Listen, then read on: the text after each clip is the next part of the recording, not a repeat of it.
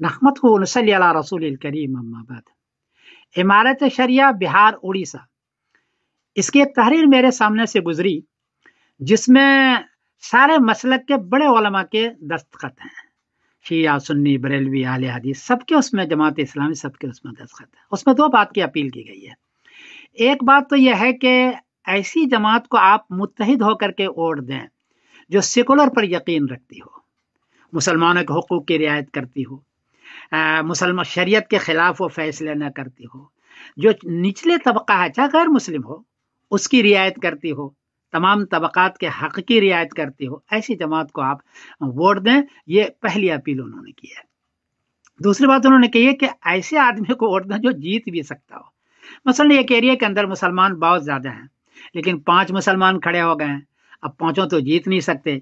दूसरे आदमी एक खड़ा हुआ है, तो चाहे उनके लोग कम हैं, लेकिन चूंकि एक खड़ा हुआ है उनका वोट तकसीम नहीं होगा तो वो जीत जाएगा और आप ज्यादा होने के बावजूद हार जाएंगे। इसलिए ऐसे आदमी को वोट दें जो जीत भी सकता हो, चाहे वो गैर मुस्लिम हो या कोई भी हो, अलबत्ता वो सेकुलर पर यकीन रखती हो वो जमात, और मुसलमान गैर मुस्लिम पिछड़े तबकों को लेके चलती हो। ये दो बातें उन्होंने कही है।